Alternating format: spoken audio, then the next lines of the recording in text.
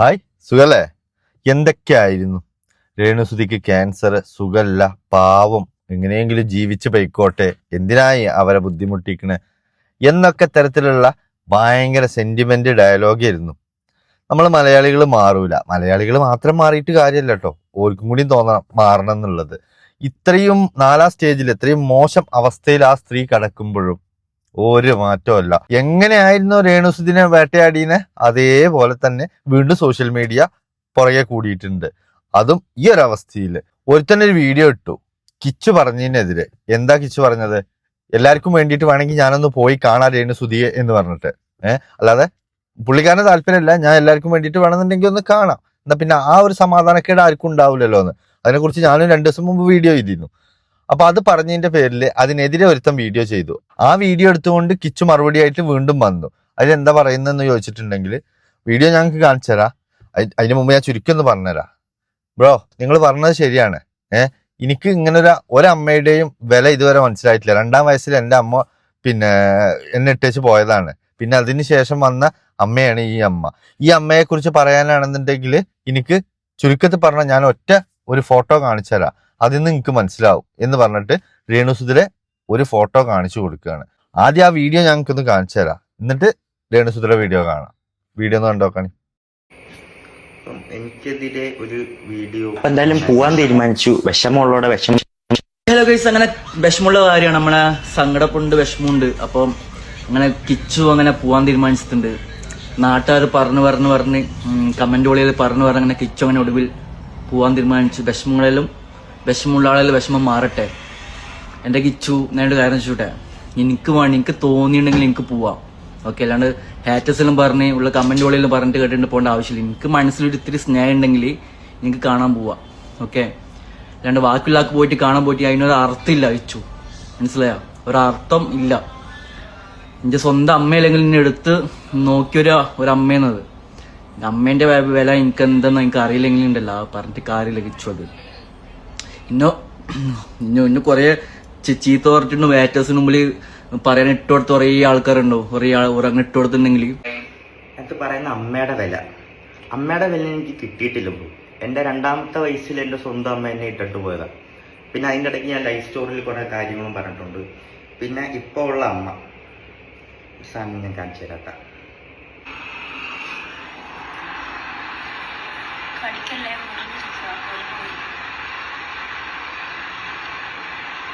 ഇതൊക്കെ നിങ്ങൾ പറയുന്ന എടുത്തു വളർത്തിയ മോൻ കണ്ട സാധനങ്ങളാണിത്, മനസ്സിലായത്? അപ്പോൾ ഞാൻ ഇത് കണ്ടിട്ട് മെസ്സേജ് ഇട്ടു.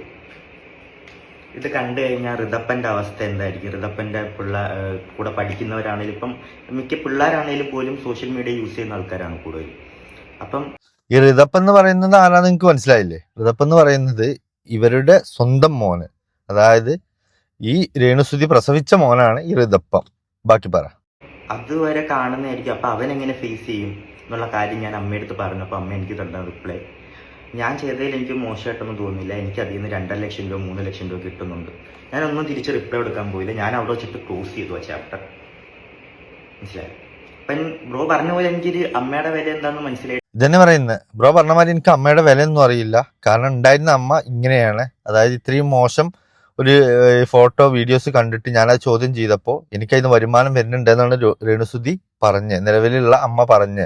അപ്പോൾ ഈ മോൻ ചോദിച്ചു, എന്നെ ഒഴിവാക്ക്, നിങ്ങളുടെ ഒരു മോനല്ലേ ഋതപ്പൻ, അവനിത് നാളെ വലുതായി കണ്ടു കഴിഞ്ഞാൽ അവന്റെ കൂട്ടുകാരെ മുമ്പിൽ വെച്ചിട്ട് സ്വന്തം അമ്മ ഇത്തരത്തിലുള്ള വീഡിയോസും ഫോട്ടോസും ഇറങ്ങിയത് കണ്ടു കഴിഞ്ഞാൽ അവനിക്ക് എത്ര മാനക്കേട് ഉണ്ടാവും കൂട്ടുകാരന്മാരെ മുമ്പിൽ പിടിച്ചു നിൽക്കാന് എന്ന് ഞാൻ ചോദിച്ചു.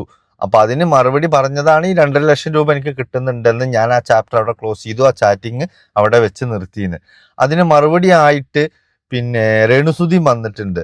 അവൻ പറഞ്ഞതിൽ കാര്യമൊക്കെ ഉണ്ട്. എങ്ങനെ അവൻ പറഞ്ഞത് സത്യമാണെന്നുണ്ടെങ്കിൽ അവൻ പറഞ്ഞത് കാര്യമുണ്ട്. ഒരു മക്കളും ആഗ്രഹിക്കുന്നില്ല സ്വന്തം അമ്മയുടെ ഇത്തരത്തിലുള്ള വീഡിയോസോ ഫോട്ടോസോ എന്ന്. അങ്ങനെയൊക്കെ നടക്കുന്നവരുണ്ട്. ഇപ്പൊ നിങ്ങൾക്ക് തന്നെ അറിയാം, എന്ത് വീഡിയോസ് പുറത്തു വിട്ടാലും ആര് കണ്ടാലും ഒരു പ്രശ്നമില്ല എന്ന് നടക്കുന്ന എത്രയോ പെണ്ണുങ്ങളുണ്ട്. അതിന്റെ കൂട്ടത്തിൽ നമ്മുടെ നാട്ടിൽ തന്നെ ഉണ്ട് ഒന്ന്. അത് നിങ്ങൾക്ക് അറിയാവുന്ന കാര്യം തന്നെ.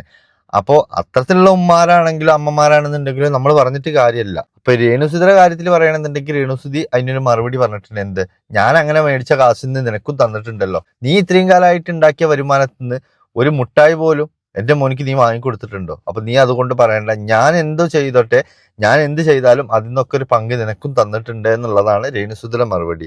ആ മറുപടി നമുക്ക് കേൾക്കാം. നിങ്ങൾ ചാറ്റ് കാണും. ദേ കിച്ചു സാൻ ഫുള്ള് കാണാവോ ചാറ്റ്? ഇതാണ് എൻ്റെ ചാറ്റ് കാണിച്ചുകൊണ്ടാണ് ഞാനിത് പുറത്ത് വിട്ടത് കേട്ടോ, അല്ലെങ്കിൽ ഞാൻ ഒരിക്കലും വിടത്തില്ലായിരുന്നു മോനെ. വേണ്ടേ കിച്ചു ഞാൻ തമ്മിലുള്ള ചാറ്റാണ്, സബ്സ്ക്രിപ്ഷന്റെ കാര്യമാണേ. അപ്പൊ എന്റെ പൊന്നു കുഞ്ഞ് മോനെ കിച്ചു, നീ സമ്മതിച്ചുകൊണ്ടാണ് അമ്മ ഇത് ചെയ്തത്. പിന്നെ മോൻ ഗുഡെന്ന് പറഞ്ഞുകൊണ്ടാണ് മോൻ അന്ന് എന്നോട് പറയായിരുന്നേ അമ്മേ അത് വേണ്ട കേട്ടോ എന്ന് പറയായിരുന്നു, അമ്മ ഇത് ചെയ്യത്തില്ലായിരുന്നു മോനെ. മോൻ ഗുഡ് നന്നായെന്ന് പറഞ്ഞുകൊണ്ട് മാത്രമാണ് ഞാനത് ചെയ്തത്. തുടങ്ങി അന്നാണെന്ന് നിങ്ങൾ ഓർത്തോണം. എന്റെ തുടങ്ങി അന്ന് 500 സബ് കഴിഞ്ഞു കേട്ടോ. അപ്പൊ കിച്ചു എന്താ എന്നോട് പറഞ്ഞ മറുപടി, നിങ്ങൾ മേലെ ഇത് ചെയ്യരുതെന്നല്ല പറഞ്ഞത്, നിങ്ങൾ ഇനി ഇത് ഒരിക്കലും ചെയ്യരുതെന്ന് കിച്ചു അന്ന് എന്നോട് പറയുമായിരുന്നെങ്കിൽ മോനെ കിച്ചു അമ്മ സബ്സ്ക്രിപ്ഷൻ തുടങ്ങത്തില്ലായിരുന്നു. പക്ഷെ മോൻ എന്നാ പറഞ്ഞെന്നറിയോ, ഗുഡെന്ന്. അതിനുശേഷം ഞാൻ പറഞ്ഞ 600 കഴിഞ്ഞു, 180 രൂപയാണ്. അപ്പൊ കിച്ചു പറയാ 150. നിങ്ങൾ കണ്ടോ, എന്നെ വെറുതെ വിട് കിച്ചു എന്നെ വെറുതെ വിട്.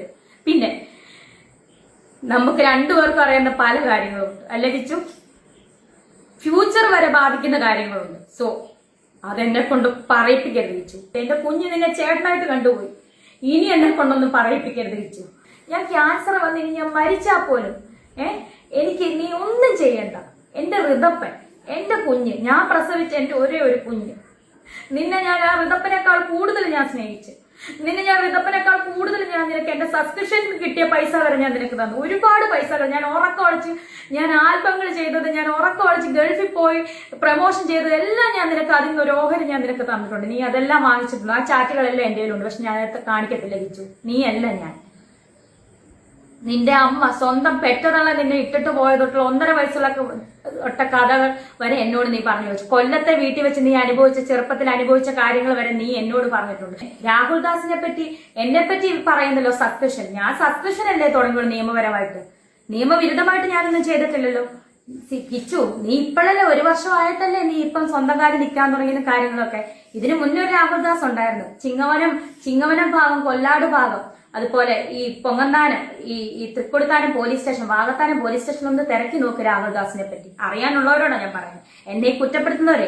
എന്തായാലും രേണുസുതി അങ്ങനെ ഒരു നിയമവിരുദ്ധമായിട്ടൊന്നും ഞാൻ ചെയ്തിട്ടില്ല. ഇതിനകത്തൊന്ന് എഴുന്നേറ്റ് വന്നേ പറ്റത്തുള്ളൂ എന്റെ ഋതപ്പന് വേണ്ടിയിട്ട്. നിനക്ക് ആ കുഞ്ഞിനോട് ഒരു തൊള്ളി സ്നേഹം ഉണ്ടായിരുന്നെങ്കിൽ, നീ ഇത്രയും വരുമാനം നിനക്ക് കിട്ടുന്നുണ്ടല്ലോ, നീ 1 രൂപയ്ക്ക് ഒരു മുട്ടായി നീ അവന് മേടിച്ചു കൊടുത്തോ? നിന്റെ അനിയനല്ലേ, എനിക്കൊന്നും വേണ്ട കിച്ചു നിന്റെ. ഞാൻ നിനക്ക് തന്നിട്ടേ ഉള്ളു പൈസ, അതിന് കണക്ക് പറഞ്ഞല്ല. 50 ഘട്ടങ്ങളിൽ പോലും ഞാരുമില്ലായിരുന്നു. ഈ അമ്മയും നീ കുറ്റം പറഞ്ഞ നിന്റെ അളിയനും ചേച്ചിയൊക്കെ ഉള്ളായിരുന്നു. ഓരോ കുറ്റത്തിന് പോലീസ് സ്റ്റേഷൻ വരെ കയറി ഇറങ്ങി ഞാനായിരുന്നു. എനിക്ക് ഒരു സ്നേഹവും എനിക്ക് തരണ്ട, എന്നെ വന്ന് കാണണ്ട, ആരുടെ വിഷമം തീർക്കാൻ എന്നെ വന്ന് കാണും. ഇന്ന് വരെ കണ്ടുമില്ല, വിളിച്ചുമില്ല, മിണ്ടിയില്ലല്ലോ, വേണ്ട, ഇനി ഇത് വേണ്ട, എന്നെ വെറുതെ ഈ ഉള്ള എന്തല്ലേ അവസ്ഥ. സത്യം പറഞ്ഞു കഴിഞ്ഞിട്ടുണ്ടെങ്കിൽ ഇത് ഫുള്ള് കേൾപ്പിക്കാൻ എനിക്ക് താല്പര്യം ഉണ്ടായിട്ടൊന്നല്ല. എന്താ ഒരു അമ്മയും മകനും ആ ഒരു മനുഷ്യനെ പോയി അതിനുശേഷം തുടങ്ങിയ ഒരു വിഷയമാണിത്. എന്താ ഈ ലോകം എങ്ങനെയെന്നൊരു പിടുത്തമല്ല. ഇവരിപ്പോ ഇത്രയും 4ാം സ്റ്റേജിൽ കിടക്കുക. അവിടുന്ന് പറയുന്നത് എന്താ, എന്നെ വിട, എന്നെ ഒഴിവാക്ക്. ഞാൻ പലതും പറയാത്തത്, ലോകം അറിയാൻ പറ്റാത്തത് പോലും രഹസ്യങ്ങൾ നമുക്ക് തമ്മിൽ അറിയാം. എന്നിട്ട് പോലും ഞാനത് മറച്ചു വെക്കുന്നത് എന്തുകൊണ്ടാന്ന് ചോദിച്ചാല്, എൻ്റെ ഋതപ്പനെ ഓർത്താണ് ഞാൻ, അതായത് അവരുടെ മോനെ ഓർത്താണ് ഞാൻ ഇതൊന്നും ചെയ്യാത്തത്. നമ്മൾ തമ്മിലുള്ള ഈ ഒരു മത്സരം, ഈ ഒരു തുറന്നു കാണിക്കല്, ഈ തുറന്നു പറച്ചില് അത് അവസാനിപ്പിക്കുക, എന്നെ വെറുതെ വിടേന്ന്. സത്യത്തില് ഈ ചെക്കനെയാണോ അതോ ഇവരെയാണോ എന്നാവോ ബാക്കിൽ നിന്ന് നന്നായി പിരികയറ്റി വിടുന്നതും നന്നായി ബൂസ്റ്റ് ചെയ്ത് കൊടുക്കുന്ന ആരോ ഉണ്ട്. ആരാണെന്നുണ്ടെങ്കിലും അവരവരെ വഴിക്ക് വിട്ടേക്കെ. ഇവരെ വീഡിയോ ചെയ്യുമ്പോ ഈ രേണുസുതി ഇങ്ങനെ പറഞ്ഞു എന്ന് പറയുമ്പോ അത് കിച്ചുവിന്റെ അടുത്ത് എത്തിക്കും. അത് കിച്ചു കാണുമ്പോ ഇന്നതിന് മറുപടി കൊടുത്തേ പറ്റുമോ എന്ന നിലക്ക് കിച്ചു റിപ്ലൈ കൊടുക്കും. ആ റിപ്ലൈ നേരെ എത്തിക്കും, രേണുസുതിയുടെ അടുത്ത് എത്തിക്കും. ഇത്രയും മോശം സ്റ്റേജിൽ ഇരുന്നിട്ടും അതിനെല്ലാം മറുപടി കൊടുക്കാൻ ആ സ്ത്രീയും ഒരു മടിയും കാണിക്കുന്നില്ല. ഇതെങ്ങോട്ടായി പോക്കെന്നറിയില്ല. എല്ലാവരുടെയും കുടുംബ പ്രശ്നം തീർക്കുന്നത് ഇപ്പൊ സോഷ്യൽ മീഡിയയിൽ കുറച്ച് വ്ളോഗേഴ്സും കുറച്ച് കമന്റോളികളും മാത്രമായി മാറിയിരിക്കുന്നു. കാലത്തിന്റെ ഒരു പോക്ക് വല്ലാത്തൊരു പോക്ക് തന്നെയാണ്. ഒന്നും പറഞ്ഞിട്ട് കാര്യമില്ല. സ്വയം ചളിവാരി ഇങ്ങനെ എറിഞ്ഞോണ്ടിരിക്കുക ഇവരൊക്കെ. എന്തായാലും ഇവരിൽ ഒരാളില്ലാതെ ആയി കഴിഞ്ഞാൽ ഈ വിഷയം ഇവിടെ നിൽക്കും. പിന്നെ ജീവിച്ചിരിക്കണവന്റെ മേക്കെട്ടായിരിക്കും എല്ലാവരും. ഇപ്പൊ ഇതുവരെ മറ്റേ രേണുസുദിനെ കുറ്റം പറയുന്നവരൊക്കെ ഈ രേണുസുദിനെ ഒന്നും ഇല്ലാണ്ടായി കഴിഞ്ഞാൽ നല്ലത് പറയും. അന്നാണ് കിച്ചു യഥാർത്ഥത്തിൽ ഇതിന്റെ എല്ലാം വിഷമം അനുഭവിക്കാൻ പോകുന്നത്. അന്ന് ആരും കിച്ചുവിനെ ന്യായീകരിക്കാൻ ഉണ്ടാവില്ല. അത് കിച്ചുവിന്റെ അടുത്ത് 100% ശരി ഉണ്ടെങ്കിൽ പോലും കിച്ചു നിന്നെ ആരും ശരിവെക്കാൻ പോകുന്നില്ല. അതാണ് കാലം. അപ്പൊ എന്ത് ചെയ്യുമ്പോഴും എന്ത് പറയുമ്പോഴും നല്ല പോലെ ആലോചിച്ചോ. നിന്റെ അനിയൻ, അതായത് അവര് സ്വന്തം പ്രസവിച്ച രേണുസുതി സ്വന്തം പ്രസവിച്ച മോൻ, മറ്റേ ആ മോനടക്കം ഇത് നല്ല രീതിയിൽ ഭാവിയിൽ ദോഷം ചെയ്യും. കാരണം അവന്റെ അമ്മ സമൂഹത്തിൽ ഇത്രയധികം പ്രശ്നക്കാരിയായിരുന്നോ മോശക്കാരിയായിരുന്നോ എന്നുള്ളത് കാണിച്ചു കൊടുക്കാൻ നീ കൂടി കാരണക്കാരനാവല്ലേ. ഇത് എങ്ങോട്ടാണ് ഈ പോക്കെന്നൊന്നും ഒരു ഐഡിയ ഇല്ല. അപ്പോൾ അടുത്ത വീഡിയോ കാണാം. ബൈ.